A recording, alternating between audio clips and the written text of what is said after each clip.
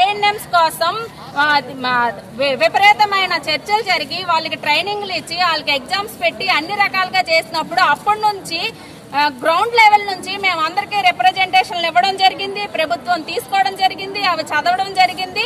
కానీ అన్ని రిప్రజెంటేషన్లు తీసుకుని వెళ్లి చెత్తపొట్టులో పడేసిందని ఈ రోజున మాకు అర్థమైంది గత ప్రభుత్వం ఏం చేసిందో.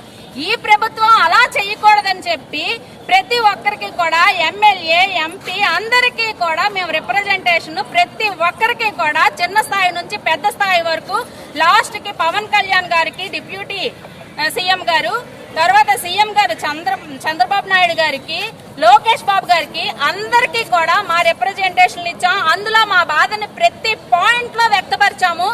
మరి ఏ పాయింట్ చదివి వాళ్ళకి ఏం అర్థం కావట్లేదో, లేదనిసంటే వీళ్ళకి ఇలాగే అన్యాయం చేయాలని నిర్ణయించుకుంటుందో గత ప్రభుత్వం ఈ ప్రభుత్వం, మరి మాకైతే అర్థం కావట్లేదు. పూర్తిగా నష్టపోతుంది స్టాఫ్ నర్స్ మాత్రమే, కాంట్రాక్ట్ స్టాఫ్ నర్స్ మాత్రమే. గత 15 సంవత్సరాల నుంచి ఈ రోజు వరకు రెగ్యులర్ నోటిఫికేషన్ ఇవ్వకపోతే మా కాంట్రాక్ట్ బతుకులు కాంట్రాక్ట్ లోనే ఉండిపోవాలా? చాలా మంది రిటైర్మెంట్ స్టేజ్ కూడా ముందుకు వచ్చేసారు. 60 సంవత్సరాలు నిండిపోయిన వాళ్ళు కూడా మా కాంట్రాక్ట్ వ్యవస్థలో పండిపోయి ఉన్నారు. అయినప్పటికీ కూడా మా మీద ఎందుకు ప్రభుత్వం చిన్న చూపు చూస్తుంది? గత ప్రభుత్వం చేసిందనే కదా ఈ ప్రభుత్వాన్ని మేము గెలిపించుకున్నాం. ఈ కూటమి ప్రభుత్వం కూడా మాకు ఎందుకు అన్యాయం చేయాలని చూస్తుంది?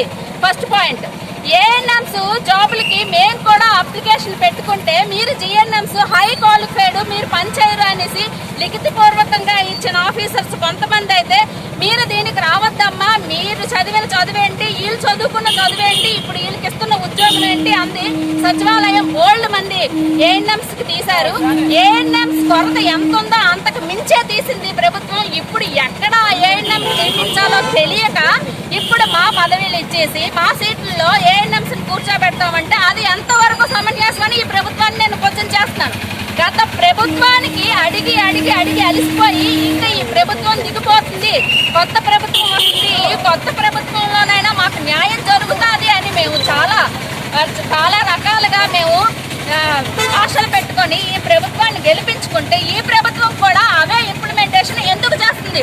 ఆ ప్రభుత్వం చేసింది అన్ని చెడ్డ పనులే, మేము వచ్చిన తర్వాత అన్ని మంచి పనులు చేస్తామని గత ప్రభుత్వం ఇచ్చిన జీవోల్ని, గత ప్రభుత్వం ఇచ్చిన మాటల్ని ఇంప్లిమెంటేషన్ ఒక్క స్టాఫ్ నర్స్ విషయంలోనే ఎందుకు కొనసాగిస్తుందని క్వశ్చన్ చేస్తున్నాను నేను ఈరోజు ప్రభుత్వానికి.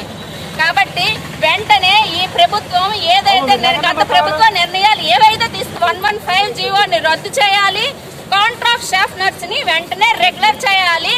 ఉన్న మా స్టూడెంట్లు అయితే ఎవరైతే ఉన్నారో మా తరువాత ఆ స్టూడెంట్లు చదువుకున్న వాళ్ళు చాలా మంది రిలీవ్ అయ్యి సర్టిఫికెట్లు చేతిలో పట్టుకొని ప్రైవేట్ హాస్పిటల్లో 5,000కి 10,000కి ఉద్యోగాలు చేసుకుంటున్న వాళ్ళకి వెంటనే రెగ్యులర్ నోటిఫికేషన్ జారీ చేసి వాళ్ళకి కూడా అవకాశం ఇవ్వండి, ఉద్యోగ అవకాశం ఇవ్వండి. ఏఎన్ఎంస్ తీసుకుని వచ్చి దయచేసి ఈ జిఎన్ఎం పోస్టుల్లో పెట్టద్దు.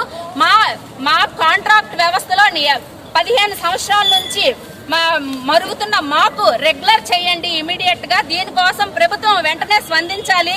దీనికోసం స్పందించిన మన హెల్త్ మినిస్టర్ గారు సత్యదేవ్ యాదవ్ గారు కూడా ఏఎన్ఎంస్ కి ఇవ్వడం అది పద్ధతి కాదు. వాళ్ళ చదువు, వాళ్ళ క్వాలిఫికేషన్ ఏది, జిఎన్ఎంఏ దీనికి అర్హులు, బిఎస్సీ నర్సింగ్లే వీళ్ళకి అర్హులు అన్న ఆయన కూడా ఈ రోజున మాట మార్చి అసెంబ్లీలో ఏఎన్ఎంస్ కే పోస్టింగ్స్ ఇస్తామని ఎందుకన్నారు?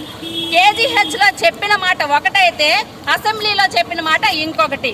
వీటన్నిటికీ కూడా మాకు గత 4 రోజులుగా మేము ఈ నిరసన కార్యక్రమం చేస్తున్నాం. ఇంకా ఈ నిరసన కార్యక్రమానికి మాకు ఎటువంటి స్పందన రాలేదు ప్రభుత్వం నుంచి.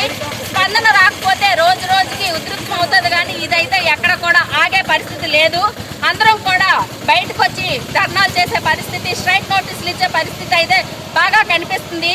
ఒక్క శ్రీకాకుళం జీజీహెచ్ లోనే కాదు, ప్రతి ఒక్క జిల్లాలోని స్టాఫ్ నర్సులు అందరూ కూడా చాలా ఉధృతంగా ఎర్రకన్ను చేసి ఉన్నారు. కాబట్టి ప్రభుత్వం ఇమీడియట్ గా దీనికి స్పందించి మీరు ఏదైతే నిర్ణయం తీసుకున్నారో 115 జీవోని అది వెనక్కి ఇమీడియట్ గా తీసుకోవాలి.